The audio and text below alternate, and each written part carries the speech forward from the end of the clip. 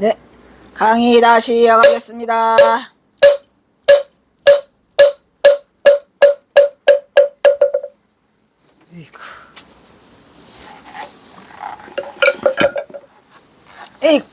강의가 다시 충전이 안 돼서 강의가 끊어졌어요. 7번에서 끊어졌거든요.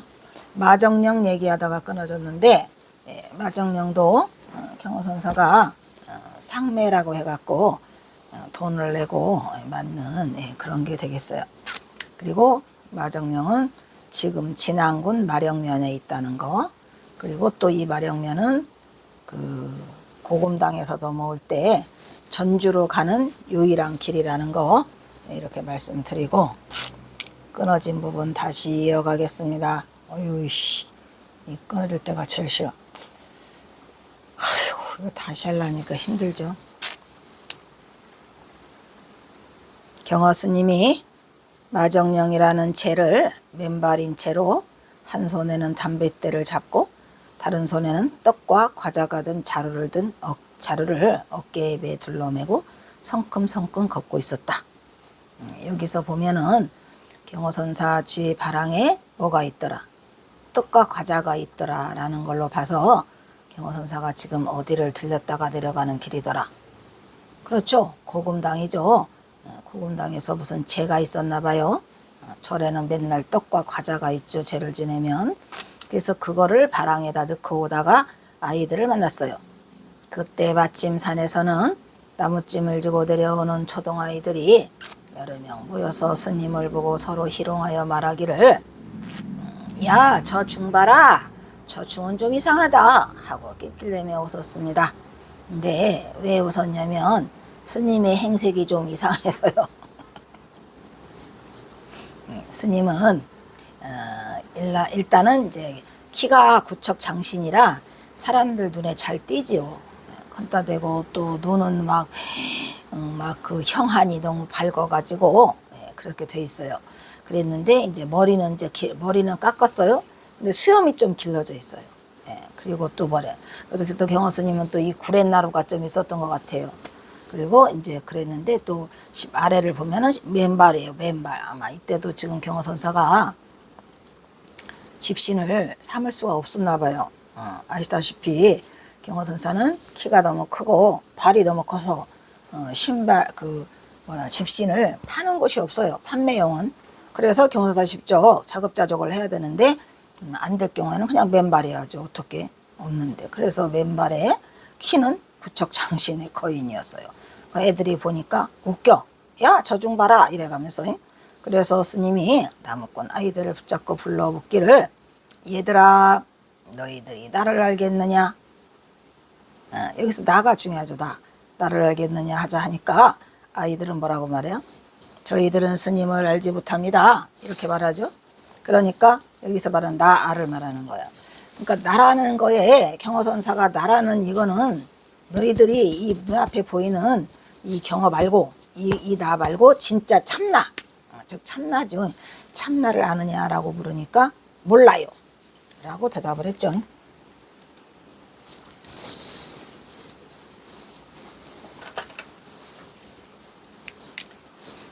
그러면 나를 보느냐 하니까 그거는 또 본다고 하죠. 왜냐면은 인간들은 참나를 바라보지 못하고 항상 뭐를 봐요? 눈에 보이는 육군 경계에 끄달리는 현상계에 있는 나만 보는 거죠. 그래서 이놈들가 니네가 나를 알지 못한다면서 어떻게 나를 본다고 하느냐 이런 말이죠. 그러니까 경허선사가 말하는 거는 애들이 알아듣지 못하는 정신세계, 즉 깨달음의 경지에서 보이는 참 나를 바라보라는 건데, 지금 이 아이들은 참나는 바라보지 못하고 눈앞에 있는 스님은 본다고 하잖아요.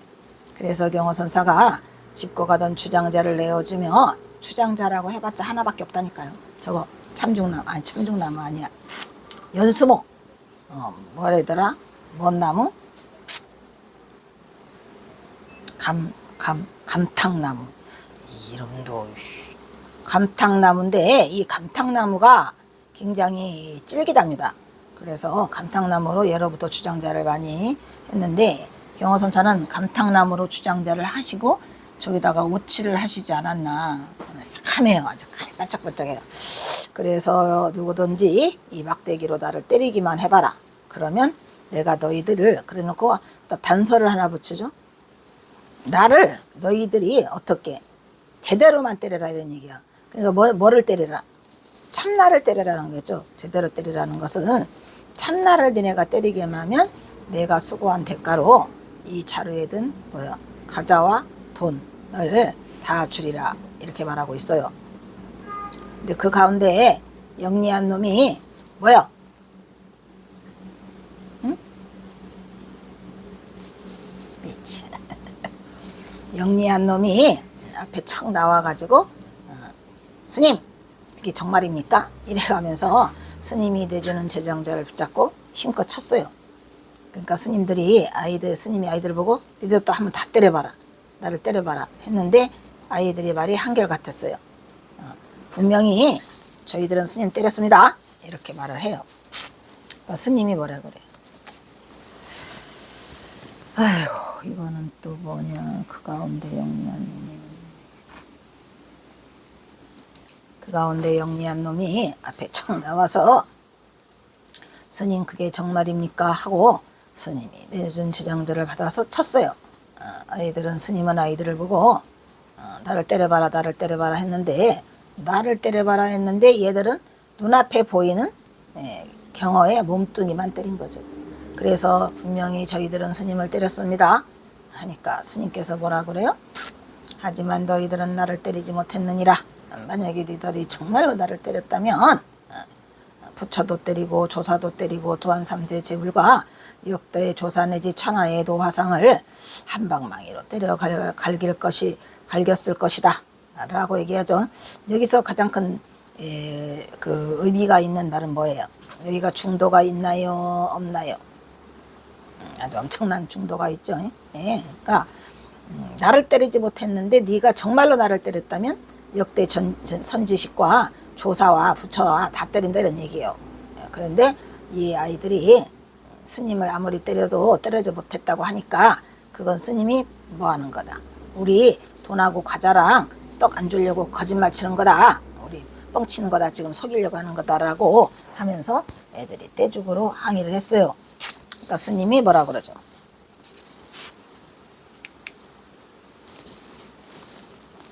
스님이 뭐래요? 이게 제일 중요한 말이 여기 있죠? 여기. 만약에 하지만 너희들은 나를 때리지 못하였느니라. 만약에 너희가 나를 때렸다면은 누구도 때릴 수 있어. 부처도 때리고 조사도 때리고 3세 제불과 역대 조사 내지 천하의 도화상을 다 한방망이로 내려 갈길 것이다 라고 했는데 이게 무슨 의미죠? 이게 여기서 가장 중요한 포인트가 그거예요. 만약에 나를 때렸다면 다 때릴 수 있다는 얘기야. 이게 무슨 의미야? 여기에 중도가 있어요. 그래서 스님이 껄껄 웃으며 아따 그럼 가져가거라 하고 돈과 과자를 내주고 마정령을 넘어가면서 노래 한 곡절을 읊었어요. 어떻게 읊었죠? 온 세상이 혼탁하나 나 홀로 깨었어라. 나 홀로 깨. 우거진 숲을 아래에 남은 해를 보내리라. 여기 온 세상이 혼탁하다는 건 뭐죠? 그때 당시에 일본 놈들이 이미 우리나라를 다 먹어버려 가지고 이제 동학농민도 다 평정하고 그래서 온 세상이 혼란스러워요. 근데 경허선사 나 혼자 깨어있구나 하면서 깨어있다는 거예요. 깨친 자라는 얘기죠. 나 혼자 깨어있는 자고 나는 앞으로 어떻게 하겠다. 우거진 숲을 아래 가서 남은 해를 보내리라 했는데 여기서 우거진 숲은 은거하겠다는 얘기와 남은 해는 뭐예요? 남은 해. 이거는 뭐냐면은 송년연이죠. 송년연. 송년연을 보낸다 이 말이야. 당나귀의 해를 보내겠다 이런 얘기요. 나귀의 해를 보낸다는 얘기는 뭐죠? 나귀의 해. 경서사는 지금 나귀의 해를 보내고 싶어 하셔요. 주장자를 어깨에 메고 그 산골 산머리를 넘어갔는데 경허선사는 항상 주장자를 이렇게 어깨에 가로맸다가 이렇게. 그러니까 주장자가 이렇게 길죠. 이렇게 탁 가로매고 하고 가셨는데 뭐 안 봐도 멋있었을 것 같아요. 그리고 저 주장자가 길잖아요. 2m짜리라 주장자는 아니라 하나밖에 없어요.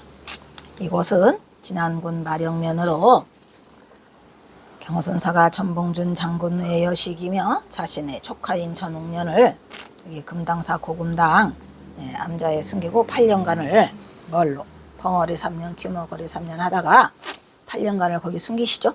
그리고 이제 보살피시다가 내려가실 때는 또 주로 밤에 오시는데 낮에 내려가셨나 봐요. 그래서 전주 쪽으로 갈 때는 이 길 하나예요. 이 길을 거쳐야만 전주로 갈 수 있다는 길목이랍니다. 여기가. 그래서 지금도 있어요. 지금도 그대로 가면 이 마정령 고개가 있어요.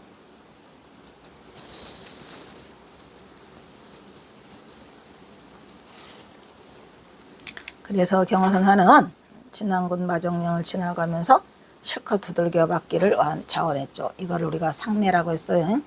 돈 내고 받는 배, 그것은 자신이 처한 극단적 상황을 역경계 속에서 풀어보고자 했다.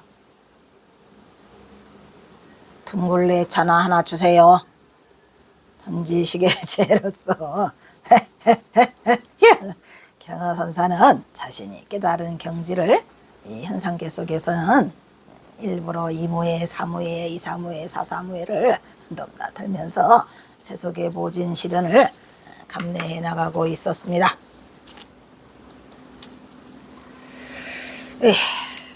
그래서 이상에서 살펴본 바와 같이 비록 경호선사는 아무에게도 말하지 못하는 자신만의 걸머져야 할 숙명의 굴레가 있었지만 그래도 지금이나마 우리 후학들은 그 비밀을 자신이 적은 경호선사 자신이 적은 이 기록 속에서 찾아낼 수 있어서 지금이라도 경호선사에 피할 수 없었던 전봉준 장군과의 얽힌 비극적인 가족사의 단면을 세상에 알리고 경호선사의 억울한 삶과 그 아픔을 함께 나누고 새로운 시각으로 이해하고 또한 그 경호선사의 왜곡된 진실을 바로잡아서 선사의 영정 앞에서 분향을 올리고자 합니다.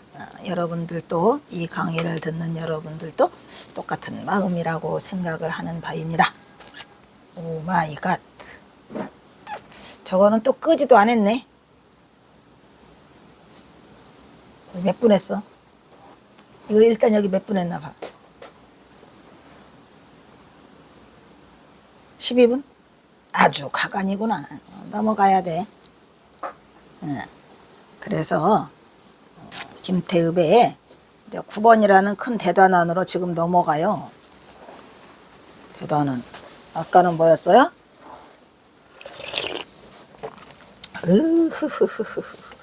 아까는 에이쿠씨.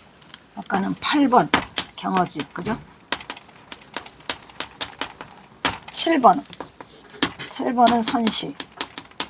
특히 북한 선시, 남한 선시. 그 다음에 이제 지금 9번은 뭐야? 9번은 인간경.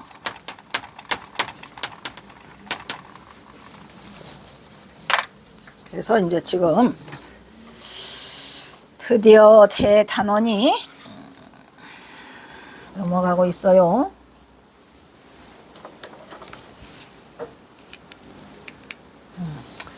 (9번) 김태읍의 인간경어 평전에서도 알 수 있어요. 그래서 이 인간경어 평전은 지난번에 했기 때문에 길게 설명 안 하고 간단데스로 넘어가도록 하겠습니다. 경호선사와 전봉준 장군의 얽힌 비화는 1938년에 김태읍이 비판이라는 잡지에 7호에 인간경어 경어대사 일대평전 이렇게 돼 있어요. 사실은 이 전봉준 김태읍이가 인간경어라는 제목을 썼기 때문에 저는 이 인간경어라는 말을 아주 좋아하죠. 왜냐하면 경어선사는 진짜 인간경어예요. 인간이기 때문에 위대한데 저는 경어선사의 그 일화가 38가지가 공식적으로 경어 수덕사에 낸 경어 법어에 실려 있지만 저는 그보다 더 많은 것을 알고 있어 가지고 일화를 몇인가는 확실히 몰라요. 89인가? 어쨌든 할 거예요. 근데 거기에 인간경어라는 이미 제목이 있어서 저는 제목을 못 짓고 전전긍긍하다가 꿈속에서 투명인간경어라는 제목을 받게 됐죠. 그래서 투명인간경어를 했어요.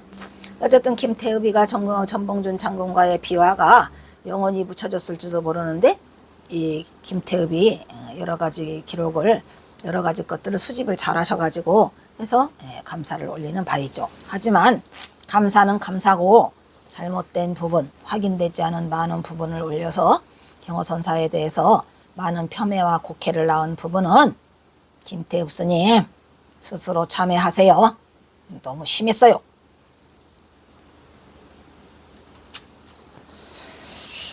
그렇지만 공은 공어, 이게 글 때 써먹는구나. 공은 공이고 사는 사고. 예, 근데 지금은 공적인 부분을 말씀드리면, 첫째, 경허선사의 가족관계가 사남매라는 거.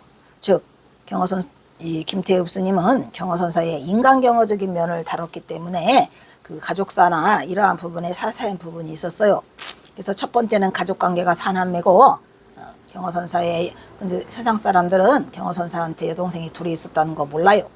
그리고 오직 형인 태허가 있었다는 건 알지만 동생, 여동생들이 있었다는 건 몰랐어요. 그런데 여기서 김태읍 스님이 사남매라고 밝혀주는 바람에 경허선사 전봉준 장군이 나타나면서 바로 이것이 가능성이 있다는 걸로 연결시어서 우리가 연구를 하게 됐고, 그 다음에 경허선사의 고향이 자동리라고 해가지고 그 누구요?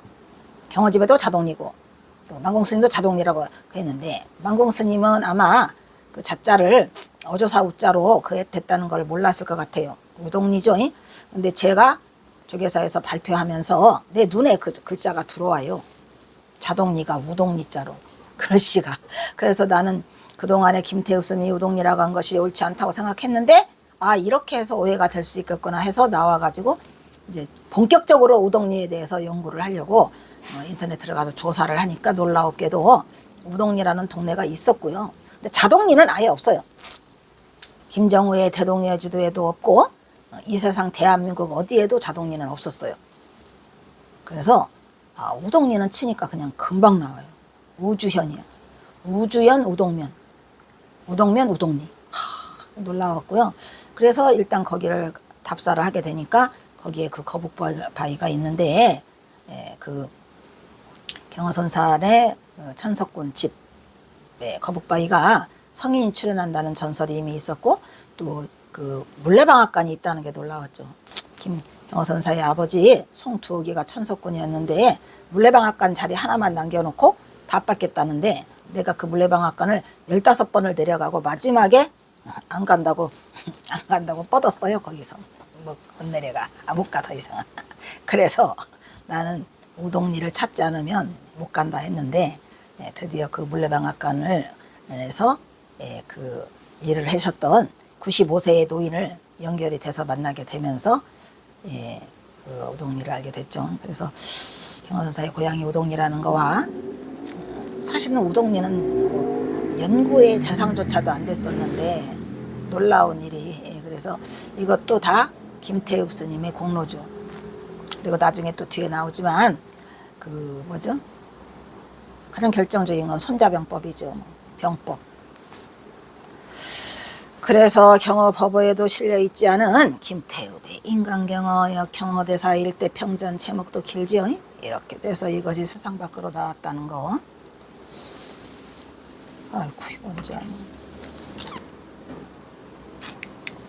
그래서 여기는 또 김태읍 스님의 업적, 경허당이 항상 병서보기를 좋아했었다는 이야기는 사실 금시초문이다. 이런 이야기를 처음 접하는 내용은 여기에서만 보인다는 얘기죠.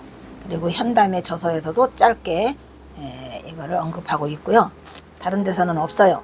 근데 이렇게 된 이유는 김태읍 스님이 그때 당시에 그 일제의 앞잡이로서 친일파 노릇을 하다 보니까 권력이 세서 여러 가지 자료들을 쉽게 구할 수 있지 않았냐 많은 생각이 드는 부분입니다.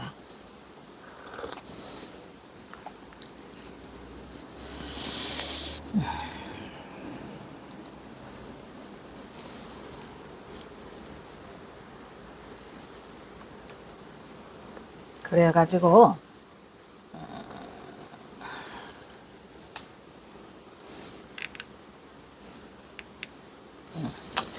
이거는 인간경허, 김태읍의 인간경허의 부제로 34번을 달고 있는 내용이에요. 즉 뭐냐면 경허선사가 병서보기를 좋아했다는데 아니 스님이 돼가지고 왜 병서는 봐. 그래서 저도 이거 김태읍의 인간경어를 2012년에 접하게 돼요. 그때 100주년 기념에 이제 저기 뭐야 누구죠? 윤창아가 그거 발표할 때 이제 그 인간경어라는 이철교라는 분이 썼어요. 이거요. 고려대학교에 소장돼 있답니다. 근데 그것을 나한테 우리 지도 교수가 주면서 경어 박사가 이것도 모르면 되겠냐 해가지고 이제 나한테 던져줘서 내가 이거를 거의 2년에 걸쳐서 번역을 하게 돼요. 하는데 거기에 이제 부제로 34번에 이 내용이 써 있더라고요. 저도 깜짝 놀랐죠. 번뇌 말을 쫓자면 역시 평법을 알아야. 제목은 그거예요. 대사는 이때부터 한 기행이 있었으니 항상 병서 보기를 좋아하였던 것 같다. 제갈공명의 병서. 우리가 제갈공명의 뭐죠? 병서 알죠? 제갈공명이 뭐가 유명하지?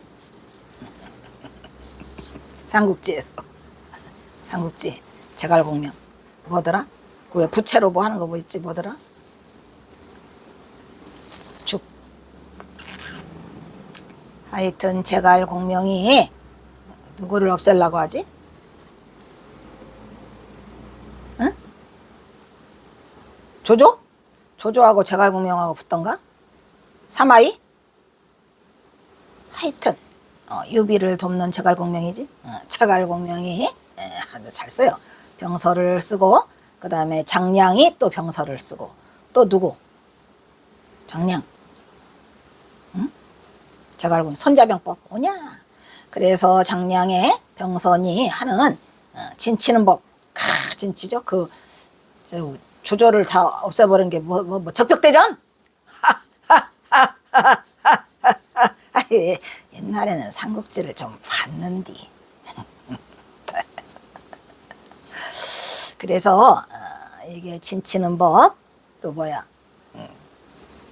공격. 우리가 이걸 습격한다 그러죠. 습격. 습격할 때 어떻게 습격해요? 습격하려면 이게 잘해야 돼.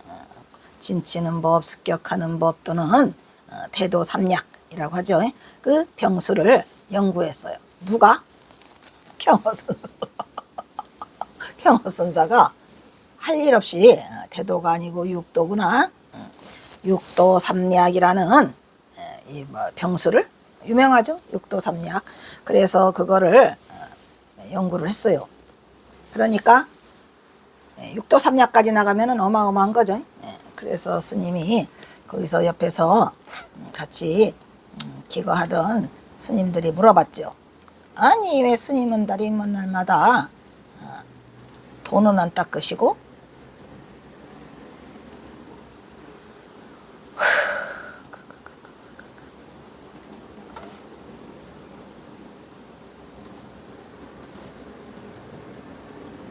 이런 죄자.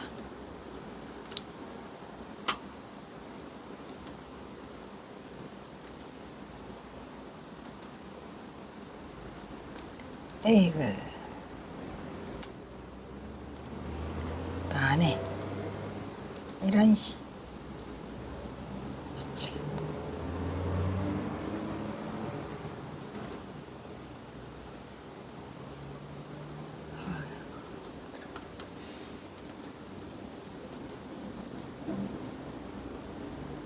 오마이갓. 그래서 육도 삼약의 평수를 연구했어요. 그러니까 옆에 사람이 스님은 뭐 전쟁에를 나가시렵니까? 아니 정작 하실 공부는 아니하시고 왜 밤낮으로 평소만 들여다보고 계십니까? 라고 어떤 태자가 이와 같이 물었어요. 그러니까 경허선사가 뭐라고 말해요? 그러한즉 태사는 이게 다 공부거든. 이게 말이지 아주 큰 공부야. 뭐가? 평서가. 번뇌 말을 쫓자면 역시 평법을 알아야 하지 않는가 이렇게 대답을 하고 병서가 선공부에 일조가 됨을 말했다. 이거 뻥이에요? 아니에요. 평서하고 선공부하고는 아무 상관이 없어요.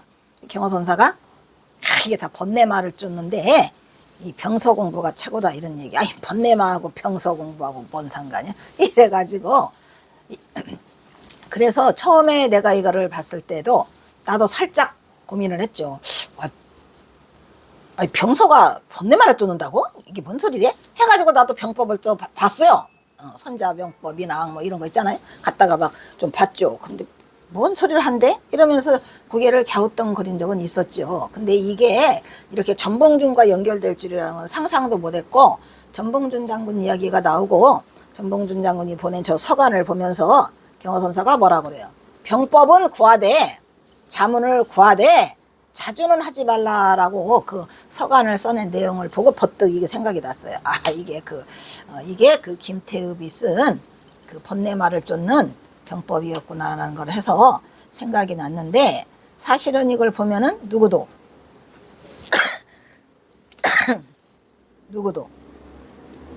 김태읍이도 이 경허선사가 이 손자 병법을 이 병법을 왜 받는지를 몰랐던 거죠. 그래서 이렇게 됐어요. 대단한 얘기죠. 그래서 제갈공명의 병선이 장량의 병선이 하는 이 진치는 법과 습격하는 이런 법, 습격해야 돼요. 같은 이런 것들은 연구하였다는 이야기가 생뚱맞죠. 근데 경허선사는 어차피 유가 토가 이런 걸 다 해서 그런 관점에서 본다면 평서보기도 좋아했던 것이나 뭐 이게 공부야, 이게 번뇌마를 쫓자면 이게 최고, 이렇게 하는 거를 경허선사가 말했다고 해갖고 믿었죠 뭐. 그래서 여기 초자에다 뭐라고 썼어요? 제가 이게 공부야, 이게 큰 공부거든. 번뇌마를 쫓자면 역시 병법을 알아야 하지 않는가? 이렇게 대답하고, 병서도 성공부의 일조가 됨을 말하였다는 경어 진면목의 경지를 느껴볼 수 있는 대목이라고 본다. 아이고 뭔 소리, 이거 초자가 쓴 거예요. 제가 2012년에 영소하소서. 몰랐죠. 몰랐으니까 경허선사 말씀이니까 이게 맞는가 해갖고 또 뭐라고 썼어요 제가? 예로부터 선사들이 병서보기를 즐겼다는 이야기는 종종 들어왔다. 아이고 서산대사나 사명대사가 의병장 할 때 뭘 했다 그런 얘기 있죠. 경허가 병서에 관심을 가진 이에는 의외로 그 대답이 간단하다. 이게 공부야. 번뇌마와 싸우는 것도 전쟁이거든. 오 마이 갓. 번뇌마랑 싸우는 것이 전쟁이라 해가지고 이거를 진치는 법이랑 제갈공명을 펼쳐놓고 보셨다고요? 그래서 몰랐다가 제가 5년 만에 다시 내용을 삽입하고 있어요. 그런데 사실은 이 내용이 전봉준 장군과 관계가 있어 보이는 내용으로 경허선사는 이 당시에 전봉준 장군과 아주 엄청난 내향이 있어요. 조금 있었던 게 아니고요. 그냥 병법 실어달라다가, 그래서 전봉준 장군은 동학농민운동을 주도하면서 여러 가지로 전술이 필요했던 것으로 보이고, 더구나 경허선사의 칠촌인 여기서 칠촌이라고 한 것도 역시 또 전봉준 장군이 공초에서 서광범이 공초를 하는데, 신문을 하는데, 거기에서 내가 그 송이옥을 처음에 모른다고 하더니 왜 거짓말하냐 하니까 사실은 처가의 칠촌이라고 얘기를 해요. 근데 칠촌이 아니에요. 삼촌이에요. 삼촌. 그래서 삼족을 멸하는 거에 들어와 있어요. 그래서 송이옥이 전봉준 장군의 비서실장으로 경허선사의 고향인 우동리와 또 그 구미리에서 이들이 자주 보였고, 동학농민 당시에는 전주에 뭐가 됐어요? 도집장이 돼요. 도집장이 돼갖고 누가? 송이옥이가 달려가 있고, 마지막에는 전주에 그 고산이라는 산이 있죠. 고산에서 전투를 하다가 고산 민병들에 의해서 전사당했다는 얘기를 듣고, 전봉준이가 송이옥을 구하러 고산으로 가다가 그 길을 멈추게 되죠. 그 얘기를 듣고. 그래서 이때 경허선사는 전봉준에게 전술적으로 많은 도움을 주지 않았을까 하는 사료되는 부분인데, 많은 도움을 줬지요. 그래서 이게 전봉준 장군과 이야기가 되겠습니다.